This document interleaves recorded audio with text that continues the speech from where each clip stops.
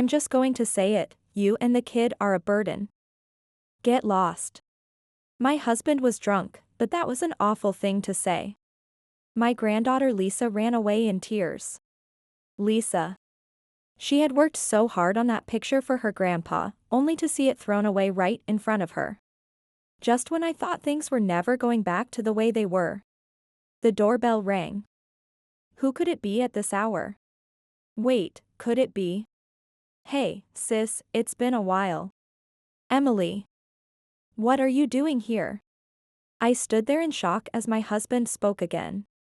I'm sick of an old hag like you. What do you mean?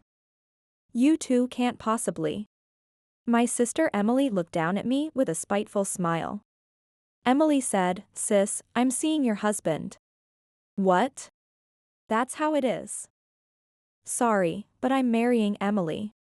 I couldn't comprehend the sudden announcement, and cold sweat began to pour down. Before I knew it, my hands and feet were trembling. Sorry, sis. Your husband is mine now. Emily watched with amusement as I trembled in shock. I can't let them have it their way. I'll make my husband and sister regret this. My granddaughter and I will have our revenge, starting now. I'm Susan Bennett, 60 years old. I was living quietly with my husband, who had just retired. Our home was in a quiet residential area, a bit away from the city center, and I used my flower arranging certification to run a floral design class there. They say many couples struggle after retirement, but we seem to be doing just fine. It was a bit of a hassle that my husband, unlike during his working years, wanted more of my attention. At first, I was a bit puzzled, but I thought it might be a refreshing change. My husband enjoyed his leisurely hobbies like karaoke and chess, while I truly enjoyed spending time with the friends I made through my classes. A second life at our own pace didn't seem so bad. Just as I started to think that way, something happened that would change our lives forever. What? John had an accident. No way. This must be some kind of mistake. My hand holding the phone trembled, and my mind went blank. I couldn't believe it. My husband, too, was in shock, unable to grasp the situation. Just 3 days ago, our son and his family had gone on a trip with their daughter during the holidays. The accident happened on their way back from a spa resort in the northern region, famous for its beautiful autumn leaves. I couldn't believe it. Please, God, tell me they're okay. Just let them be alive. I rushed to the hospital in the northeastern region, praying all the way. But what awaited me there were the cold, lifeless bodies of my son and his wife. This can't be happening. No. John. John. Wake up. The cause of the accident was reportedly a large truck that had veered into their lane after the driver fell asleep. The car that collided head-on was completely wrecked, with the front end so deformed it was unrecognizable. Both my son and his wife, Erin, were killed almost instantly. John was always busy, working hard every day as a salesman. Despite the doctor's best efforts, neither my son nor his wife could be saved. Silent screams and sobs echoed through the cold hospital corridor. Even my usually strong husband cried out loudly this time. Our only son, John, was just 39 years old at the time. The only one who survived was our granddaughter, Lisa. God took away our only son. Our granddaughter Lisa, the only one left, sat frozen, her face pale, not saying a word. Through the window, swayed by the cold autumn wind, I could see heavy rain clouds approaching. Before I knew it, the new year had arrived, and it was already February. It had already been 6 months since the day of the accident that changed everything. In those 6 months, we barely had time to grieve as we somehow got through the funeral of our son and his wife. We took in our granddaughter Lisa, now left alone after losing her parents, and began raising her. My husband and I were completely focused on getting our new life on track. Even though 6 months had passed, our time was still frozen on that day. While I busied myself with housework and the challenges of raising a child again, my husband gazed blankly out the window. At that time, I still hadn't realized that my husband had changed because of the accident. That day, when Lisa didn't come home for a while, I peeked outside from the back door, and the air was so cold it felt like it could freeze my lungs. I wonder if she had track practice today. I watched my breath rise in the cold air and was about to close the door when Lisa came home. I'm back. Welcome home. It must have been cold out. Come on in. Since her parents' death, Lisa had shut herself off for a while and barely spoke to us. But lately, she was starting to show expressions typical of a middle schooler again. It'll probably be a while before she truly smiles again. She was trying to be considerate in her own way. It was awkward, but Lisa seemed to be trying hard to fit into our new family dynamic. Lisa was only 14 years old, in her second year of middle school. Losing both parents at such a sensitive age, then being taken in by her grandparents and having to transfer schools. My heart ached just thinking about what Lisa was going through. But while I was doing everything I could to reach Lisa, my husband remained distant and empty. Honey, Lisa's home. Yeah. My husband replied briefly and then turned his gaze back to the TV. She's finally starting to open up to us a little. My husband had always liked to drink, but after John died, he was clearly drinking more. Perhaps it's understandable that he's trying to forget the pain of losing our only son. I thought that way and decided to overlook some things. After dinner, Lisa quickly cleared the table and stood in the kitchen to help with the dishes. Grandma, today my painting got an award at school. Really? That's amazing. The landscape Lisa painted at the end of the year was chosen for the cover of the school's 100th anniversary journal. I'm so happy that my painting will be on the cover. It was the first genuine smile Lisa had shown since she started living with us. Grandpa, guess what? Lisa, maybe you should focus more on studying than painting. Honey. But it's true, isn't it? It's true that Lisa was never particularly good at studying. She didn't fail, but her scores in math and English at the end of term exams were awful. Because of that, I had to help Lisa study late into the night every day. Raising a child all over again is no small task. Even as her biological grandparents, it's not easy. In fact, there might be more conflicts than anything else. My husband's attitude toward Lisa didn't improve after that. He was cold to her, almost as if blaming her for our son's death. Since the accident, I was worried about my husband, who had started drinking heavily and had become more withdrawn. Late at night, after Lisa had fallen asleep, I spoke to my husband. What was that attitude toward Lisa earlier? What do you mean? My husband, claiming it was a nightcap, was still drinking whiskey in the kitchen. She's finally started to brighten up and attend school regularly again. So what? Going to school is just what she's supposed to do. Even so. Telling her to study more. You didn't have to say it like that. What about you? You've been all over Lisa lately. She can study on her own, can't she? Even if she's not good at studying, she's talented in art and sports. Isn't that enough? John was good at both studying and sports, just like me. Lisa isn't anything like her father. Stop it. No matter what you say, John isn't coming back. The only thing we can do now is to raise Lisa properly. Please, I'm asking you to help. You know, Susan, I don't know about you, but I had my own plans for a second life. But... Michael hesitated and stopped speaking. No, never mind. It's over now. Lisa was supposed to be a precious treasure for both of us. But the death of our son and his wife cast a dark shadow over the relationship between us and Lisa. I quietly went to check on Lisa in her room. Lisa, I'm sorry. A single tear was trailing down her cheek as she quietly slept. I gently wiped away the tear and silently returned to my bedroom. That night, my husband came home late, completely drunk. Hey, I'm home. Honey. Where have you been this late? It doesn't matter. It's none of your business. For the past few months, my husband had been going out drinking almost every night, calling it stress relief. Inevitably, arguments and disputes at home had increased. Lately, Michael seems like a completely different person.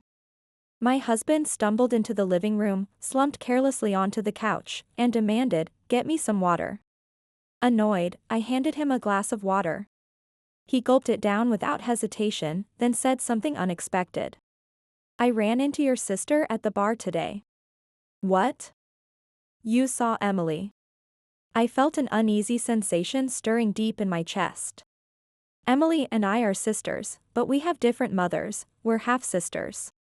There's also a significant age gap between us. Emily, the daughter of my late father's second wife, is 47 years old, 13 years younger than me. She's single but has maintained a beauty that belies her age, earning her the nickname Ageless Beauty. A few years ago, she launched a successful cosmetics brand called Jupiter, which even got featured in magazines. My sister could be called beautiful, but she was the type of woman who used men to climb her way up, what you'd call a slut. Because of this, she was constantly involved in romantic troubles from a young age. I'd be lying if I said I never envied Emily's flashy social life. But luckily, our stepmother raised us without favoritism. That might be why I never felt inferior to my beautiful sister. I couldn't believe that Emily had started her cosmetics brand solely with her own money. I was certain she had charmed some man into becoming her patron and funding the business. "Hey, Susan. Have you looked in the mirror lately?" I casually glanced into the mirror hanging on the living room wall. Reflected back at me was a face that looked far older than I had expected. What, is this me? I instinctively turned my gaze away from the mirror. I couldn't bring myself to look directly. This was my reality. Reflected back at me was a version of myself worn out by childcare, housework, and stress. I began to understand what my husband was getting at. You and Emily are nothing alike. Are you even really sisters? My husband's eyes, slightly mocking, were clouded with alcohol. I trembled with anger, unable to find the words to respond. Yes, we are. So what? No, it's just that your sister has stayed beautiful with age. Unlike someone else I know. The intense anger and shock made me feel dizzy. Fighting the urge to scream, I slammed the door and stormed out of the room. Memories of the bitter past, where I was compared unfavorably to my sister, came flooding back. I never imagined that at this age, I'd face such treatment from my own husband. I closed the door behind me and couldn't hold back the quiet sobs. "Grandma." We had been shouting so loudly that Lisa must have overheard our conversation. From that point on, the relationship between my husband and me quickly grew cold. Instead of feeling remorse, my husband became even more arrogant toward Lisa and me. His bad drinking habits didn't change, in fact, he started coming home at dawn more often.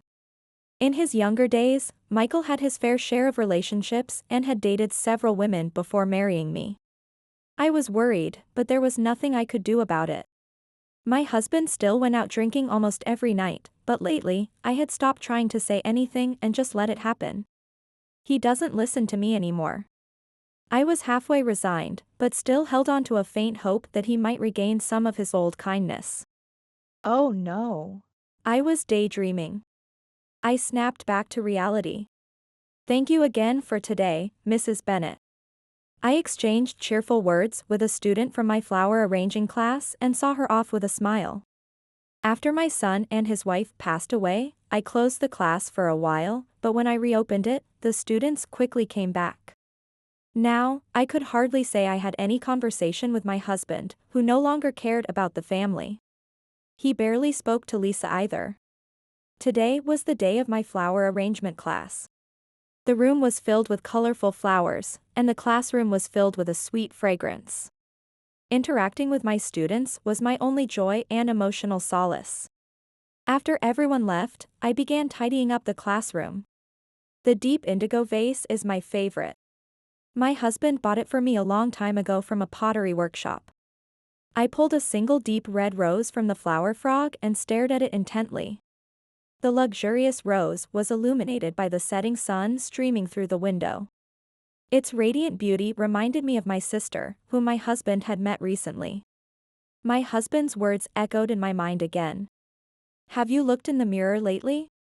A woman's worth isn't determined solely by her appearance. But is there really anything I have that could surpass Emily now? Grandma. Being called brought me back to reality. Today is my husband's birthday. I remembered that I had planned to make his favorite dish, fried chicken, for dinner. I quickly turned to the voice. Lisa told me she had drawn something for Michael. Thank you. I'm sure Grandpa will come home early today. I said that, but when I called him, there was no answer. It's a special day today. That night, my husband finally came home after 10 p.m. As he passed through the hallway, I could smell the alcohol and cigarettes on him. It seemed he had been out drinking again. Lisa, Grandpa's home. Lisa was holding what looked like a sheet of drawing paper. Happy birthday, Grandpa. I drew this for you. Hope you'll like it. Today was my husband's 65th birthday. This is supposed to be me? It doesn't look like me at all. Lisa, you really waste your time on pointless things. Michael crumpled up the portrait he received and threw it in the trash. How could you? Lisa worked so hard on that. I'm just going to say it, you and the kid are a burden. Get out of here.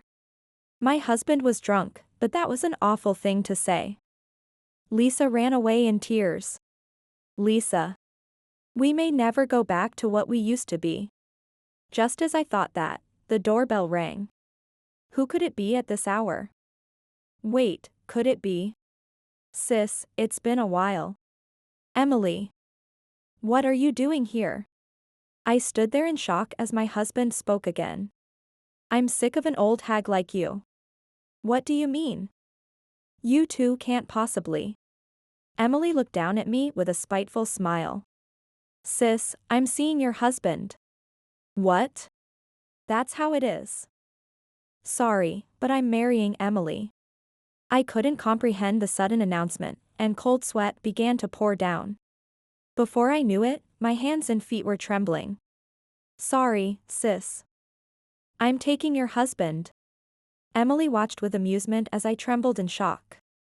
Emily, do you even understand what you're saying? What do you mean? It's the truth. With that, she stood up with a faint smile. That's how it is. So, let's leave it at that for today. That night, I was so shocked that I couldn't sleep at all. I realized for the first time that when something is truly shocking, you can't even cry. Less than a year had passed since John's death, and now Lisa and I were once again plunged into despair. 2 months later, Michael and I officially divorced. It was an abrupt end to our marriage. I had married Michael at 24, and after 37 years, this unexpected divorce had come. After that, I relied on relatives and left with Lisa. Everything I held dear seemed to slip through my fingers. Overwhelmed by a deep sense of helplessness, I sought refuge with my uncle's family, praying for help. Spring was approaching. A warm early spring breeze gently swept across the fields. The Davidson family's main house, where my father's older brother lived, was in a rural part of the Northeast. The water in the surrounding fields had warmed, and young, yellow-green leaves were sprouting on the nearby gentle hills. Despite the tranquil, radiant spring sunshine, my heart felt heavy and dark. I had just learned that Michael and Emily had officially remarried. Grandma, what's wrong? Oh, it's nothing. As I said that, I started placing the Alstroemeria flowers I was holding into the basket, one by one. I was preparing the flowers for shipment to the local fresh market. The head of the Davidson family, where we're staying, is my uncle, Robert Davidson. The Davidson family owned several forests and fields in this area, and they also cultivated flowers for shipment to the metropolitan area. I was also given the opportunity to work at their flower farm. The Davidson family, including my uncle Robert, his wife, and my cousin Ted's family, were all very kind. I love flowers, so working on the farm isn't a burden at all. But, Lisa. I'm sorry we've had to move so many times. Since her parents' accident, this was Lisa's second time being forced to relocate. I'm sad about Grandpa, but I think this was for the best. This area is warm and comfortable to live in. The sea and mountains are nearby, and despite everything, Lisa seemed to like this scenic place. She became more passionate about her painting, joined the art club at her new school, and even started attending art classes. I also hope to someday reopen my flower arrangement class here and become independent again, but the death of my son and his wife, my husband's affair, the conflict with my sister, and then the divorce. So much had happened so quickly that I still hadn't processed it all. Grandma, there's something I want to talk to you about. What is it? It's about Aunt Emily. Look at this. Lisa showed me the screen of her smartphone. Something about Emily. I frowned. When I looked at the screen, I saw several familiar names. It was about Emily Davidson and the company she runs, Jupiter Cosmetics. It mentioned that there was false information about the ingredients in Jupiter Cosmetics' facial cleanser. It was revealed that Jupiter's products contained ingredients far exceeding the regulated amounts that are now strictly controlled. Many people reportedly experienced severe allergic reactions, including facial swelling and even anaphylactic shock. Information posted on the internet spreads rapidly. Lisa seemed to have noticed it from a retweet by a friend who used the cosmetics. Aunt Emily is probably going to be in big trouble, and Grandpa too. Yes, it seems so. Knowing them, I think they might come to you for help, Grandma. It's okay, Lisa. You don't need to worry about that. They're living lives that have nothing to do with us anymore. Okay, I got it. I made up my mind firmly. A few days later, the scandal at Emily's company was already being reported on TV. According to the news, there were about 300 victims, and the legal team was demanding millions in damages. Susan, with your sister in the news for something like that, you must be pretty unsettled too. Robert, I'm really sorry for all the trouble Emily and Michael have caused you. You shouldn't have anything to do with them anymore. They're a disgrace to the Davidson family. Yes. Besides, you never know what kind of bad luck they might bring next. Robert was making sure that the household was warned not to let Emily and her lot get close to the main house. There's no way he could think kindly of Emily, who stole her sister's husband and is now embroiled in a scandal making national news. I felt conflicted, my mind clouded with unease. But my fears were right.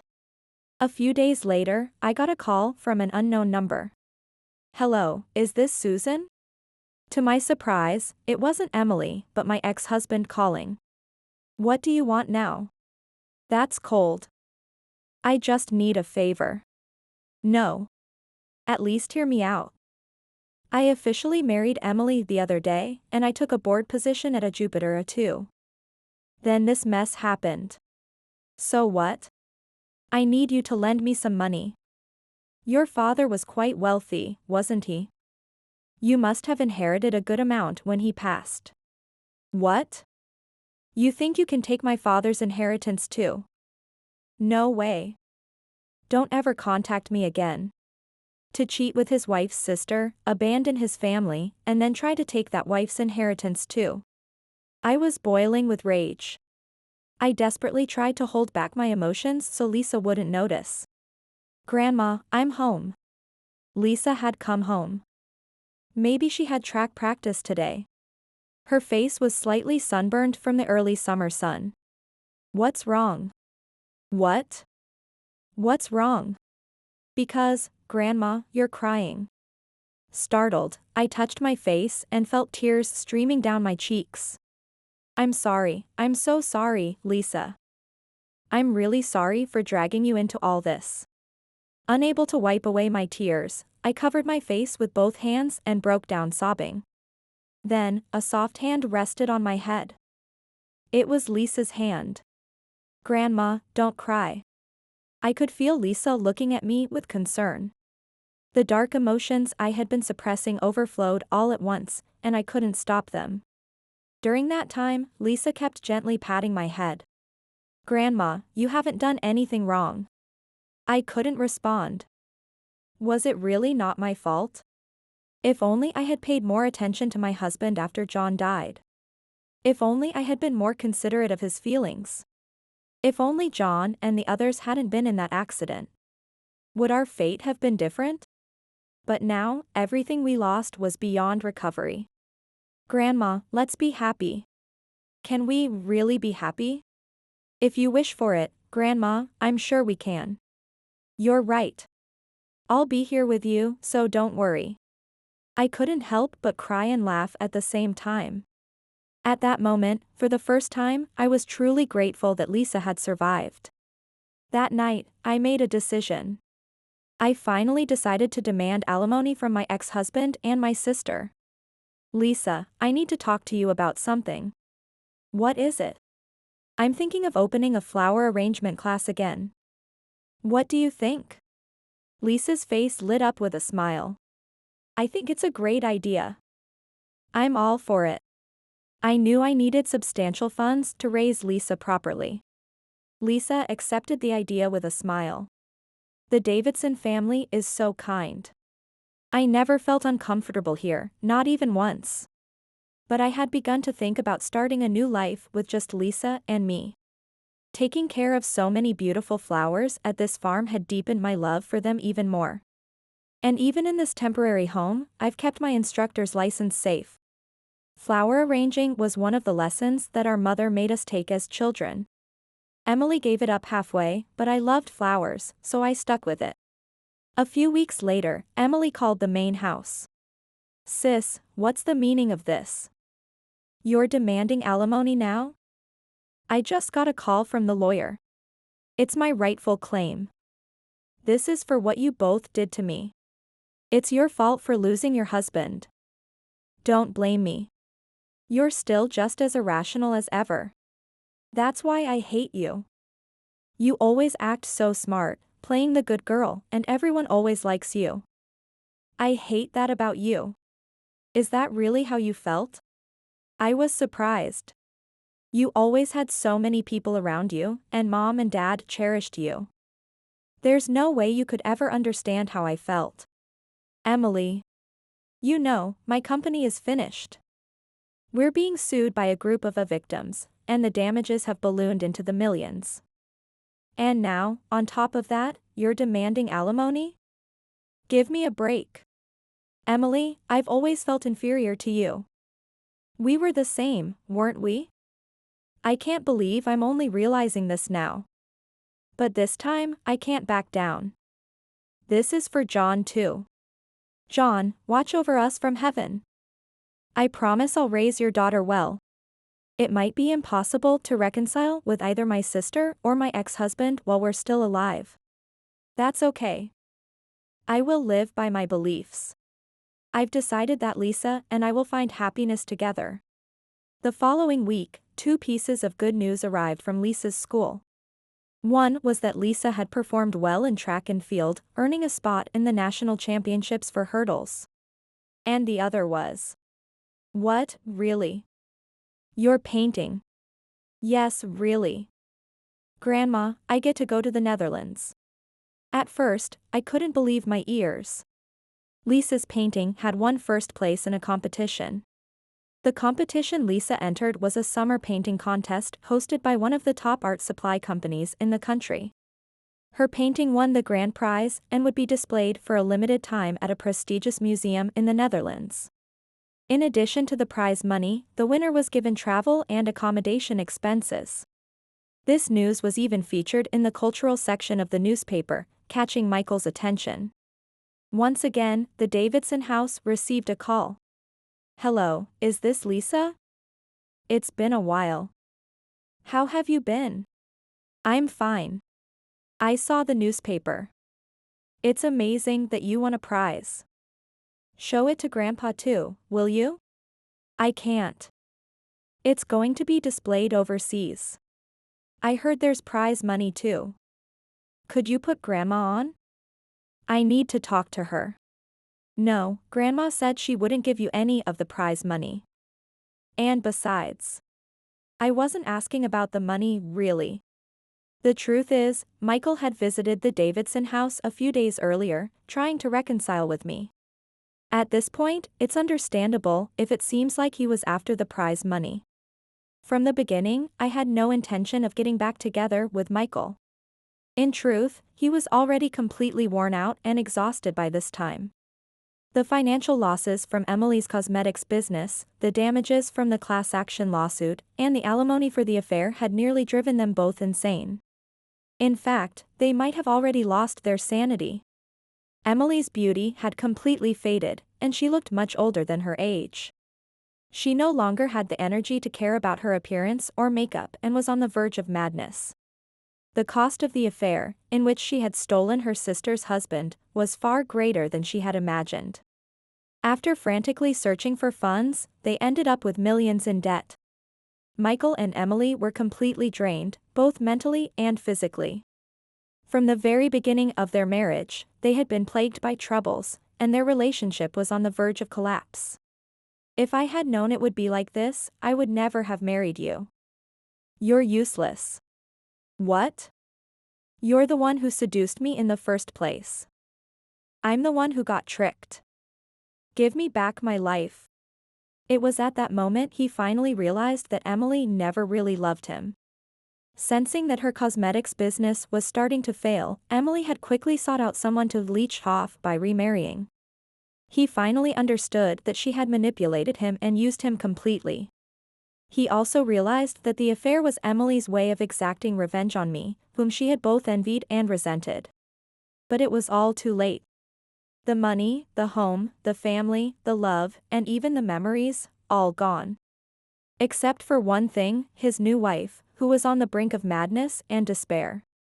Later, I heard that Michael and Emily had moved far away to a northern inn, where they started working day and night. My ex-husband had held a respectable position during his working years. And Emily, who had been the head of a cosmetics company, so it must have been tough for them to get used to their new environment. But now, my life was finally free from those two. I had no intention of interfering with them, nor did I expect them to interfere with me. There was only one thing that concerned me. The inn was very close to the last place John and his family visited before the accident. The autumn leaves would be at their peak now. Could it be that he's there to honor John? It was nothing more than a guess. But John was the only son me and Michael had, and he was irreplaceable to us. This is an unchanging truth. Looking back, everything began with that accident. It wasn't anyone's fault, and there was no one to blame. It was just a painful memory filled with regret and sadness. And so, I silently said goodbye to my ex-husband and sister, who had betrayed me. The seasons passed, and the second spring since the accident arrived. Lisa and I used the funds we had acquired to buy a house a little way from the Davidson family home, starting a new life. We moved to a place not too far from my uncle's house so that Lisa wouldn't have to change schools. And there, I finally reopened my flower arrangement class. It was close to the station, in a good location. The flyers that Lisa made to recruit students were well received, and soon, many students joined. Grandma, the painting that was displayed in the museum is back. In Lisa's hands was a painting of John, his wife Erin, and Lisa herself, gazing at a flower field bathed in the sunset. No matter how many times I look at it, it's a beautiful painting. I'm sure John and Erin would be happy. Yeah, I think so too. The two of them looked at each other and smiled. What do you think, could we hang this painting in the flower arrangement classroom for a while? Of course. Actually, Lisa's painting was scheduled to be donated to the City Art Museum later. But Lisa, wanting to make her grandmother happy, readily agreed to her request. Grandma, you know, I'm not mad at Grandpa anymore. Is that okay? At first, I was taken aback by this sudden declaration. But at the same time, I was surprised to find myself resonating with Lisa's thoughts.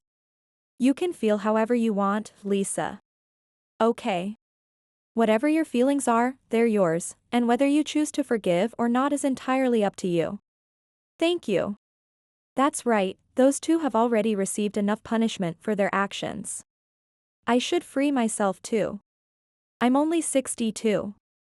There's still so much life ahead of me. Our future ahead was shining brightly.